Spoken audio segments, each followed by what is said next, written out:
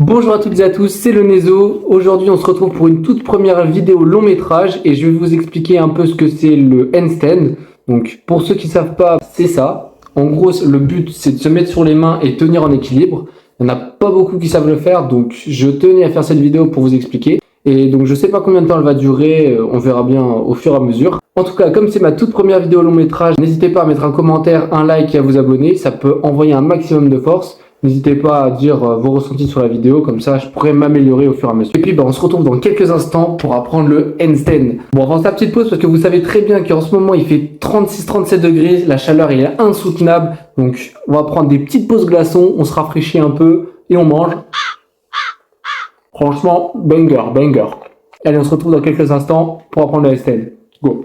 Bon, alors pour commencer, il faut que je vous dise que pour avoir le handstand, ou alors le poirier comme vous voulez l'appeler, je sais pas, il faut avoir un certain bagage niveau musculaire sur le haut du corps, parce que pour tenir sur les mains, il faut quand même avoir de la force. C'est comme si t'as des jambes qui sont des brindilles, bah tu vas pas réussir à bien marcher. Donc c'est parti, passons à la première étape pour apprendre le handstand. Allez. Bon, bien évidemment, cette partie n'est pas obligatoire pour ceux qui vont déjà à la salle, qui poussent déjà des poids, qui sont assez doués avec leur corps. Tout ce que je peux vous dire, c'est que cette partie, c'est pour les débutants qui n'ont pas un physique, qui sont bien abordables. Enfin, bref, vous m'avez compris. Pour ceux qui veulent se renforcer au début, cet exo est assez simple. Vous avez juste besoin d'une chaise ou d'un endroit surélevé, ou alors même sans rien, ça dépend. Je vais vous montrer les deux mouvements à faire. Et puis, c'est parti. Alors, pour ceux qui veulent renforcer leur corps pour faire le handstand, vous avez juste à faire cet exo au début. Alors, vous mettez comme ça en position pont, on va dire ça un peu comme ça, je sais pas comment ça s'appelle, et vous allez juste à descendre la tête avec les bras, comme si vous faisiez une pompe, mais surélevée. Vous avez juste à faire ce genre d'exo. Au début, ça va être compliqué, vous pourrez en faire que, je sais pas, 5, 6. Au fur et à mesure, vous allez trouver ça simple, et donc c'est le signe que vous pourrez passer à l'étape suivante. Et pour ceux qui veulent rendre l'exo un peu plus dur, vous pouvez utiliser une chaise. Donc vous avez juste à vous mettre les deux jambes allongées sur la chaise, comme ça. La même chose que si on n'avait pas de chaise. On se met en position pompe et on a juste à descendre. Comme ça. Donc maintenant que vous avez fait ces deux exos et que vous y arrivez à peu près bien, on a juste à passer à l'étape suivante. Bon, pour l'étape 2, une fois que vous avez fait vos renforcements musculaires, vous avez acquis une bonne expérience physique, vous aurez besoin d'un mur, seulement d'un mur. Franchement, c'est un exo qui était tout simple au début. Moi, franchement, je trouvais que c'était l'exo qui m'a appris le plus le handstand. Donc, sans plus tarder, passons à l'exemple. Bon, alors comme vous voyez, je me suis lancé contre le mur. Ça, c'est le moment le plus dur au début parce que il y a la sensation du vide derrière soi. Donc ce que je conseille, c'est de le faire avec quelqu'un, comme ça il peut vous aider à monter, à vous coller contre le mur. Une fois que vous êtes arrivé sur le mur, vous avez juste à tenir quelques secondes. Au début, ça va être dur, donc tu vas tenir 3, 4, 5 secondes. Et au fur et à mesure, vous devrez réussir à tenir un peu plus de 20 secondes, la tête en bas. Donc comme le sang il monte au début, ça sera un peu compliqué. Mais à force d'entraînement et d'habitude, vous y arriverez, c'est sûr. Et une fois que vous arrivez à tenir plus de 20-25 secondes, vous pourrez ensuite passer à l'étape 3. Bon, avant de passer à l'étape 3, je tenais à vous remercier pour ceux qui sont encore là. Franchement, ça fait grave plaisir. N'hésitez pas, à liker, commenter. Franchement, je leur dis, ça me permet de m'encourager à fond. Et je continuerai à vous remercier, à vous faire des tutos, à vous faire des sketchs comme ce que je fais en short. Et puis, voilà. Alors, pour l'étape 3, c'est ultra simple. C'est la même chose que l'étape 2. Tu prends ton mur, ça on va dire c'est le mur à peu près, ça c'est toi, tu te colles contre le mur comme tu avais fait à la partie 2, sauf que là tu vas chercher à décaler un peu tes jambes du mur.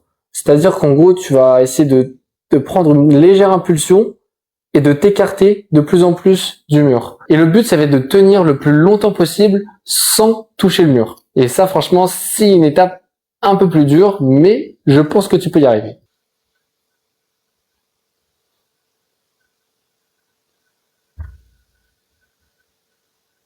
Donc là, comme tu peux le voir, je me suis mis contre le mur, j'ai essayé de décaler un peu du mur, et franchement, c'est en faisant ça que vous allez réussir à avoir le plus d'équilibre possible pour tenir le handstand. Ah et oui, ce que j'ai oublié de vous dire, c'est que la position de vos mains, franchement, ce que je conseille, c'est de mettre un peu vos mains comme ça. C'est-à-dire, attendez, l'horloge, ouais, bon bref, 4 heures et 4 heures et 10 heures, je pense. Ouais. Je sais pas. Bon bref, en tout cas, ce que je peux vous dire, c'est que mettez vos mains à largeur d'épaule quand vous êtes en l'air, à peu près à 20-30 cm du mur, franchement, c'est parfait. Donc voilà, c'est juste pour vous dire qu'à force de faire cet exo, vous allez avoir une meilleure agilité, enfin mobilité, on va dire, des mains, pour pouvoir tenir en équilibre sans le mur. Et ça, l'étape, elle est un peu plus compliquée. Ah oui, il y a aussi un truc que je vous ai pas dit, c'est que quand vous êtes en handstand, pour pouvoir tenir le plus droit possible, il faut vous dire que vos mains, c'est vos pieds. En gros, l'exemple, il est ultra simple. Quand vous tombez en avant, vous êtes comme ça. Là, on tombe en avant. Donc ça, c'est votre pied. Vous mettez une pression ici. Parce que si vous mettez pas de pression, bah hop, vous tombez en avant. Et ben, faut vous dire que vos mains, c'est la même chose. Quand vous êtes en équilibre, il faut mettre un maximum de force sur les bouts des doigts pour pouvoir faire en sorte de ne pas tomber en avant. Et même chose quand vous tombez en arrière, vous avez tendance à appuyer sur les talons. Bah là, c'est la même chose. Quand vous tombez en arrière, il vous suffit d'appuyer sur la paume des mains. Donc regardez, là, comme je vous ai dit, quand on tombe en avant, on a tendance à appuyer sur le bout des pieds. Et quand on tombe en arrière, on a tendance aussi à plier les genoux et appuyer sur le bout des talons. Donc là, c'est la même chose. Quand on sera en handstand, il faut appuyer sur la paume, parce que comme on est sur les mains, bah, on appuie sur la paume et on essaye de s'avancer un peu. Petit exemple en vidéo.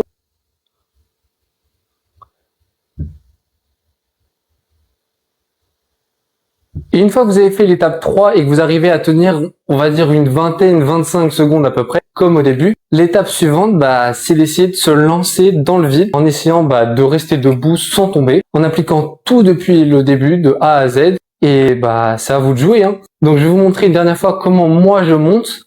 Après, ma façon de monter, elle est un peu plus dure parce que je monte les deux pieds joints. Ce que vous pouvez faire, vous, ça sera plus simple. Quand vous vous mettez en position pour le monter, vous levez la jambe derrière. Bon, attendez, je vais vous montrer parce que là, c'est compliqué. Bon, alors moi, ma façon pour monter en handstand, c'est je mets mes deux mains, je reste pieds joints ici, et je le monte en force un peu. Donc en gros, je fais comme ça, et je monte tranquillement. Sauf que le problème avec cette méthode, c'est que si vous n'avez pas assez de force dans les bras pour monter, ça risque d'être compliqué. Donc ce que je vous conseille, vous, c'est de rester en position normale comme je vous ai montré juste avant. On se met comme ça, et cette jambe, elle va essayer de pousser la deuxième pour rester en l'air. Donc au début, ce serait bien de le faire avec une personne qui est derrière vous pour vous aider. Ensuite, il vous lâche et vous restez tout seul en équilibre. Ou alors, si vous avez le courage, vous pouvez tenter directement de le faire tout seul.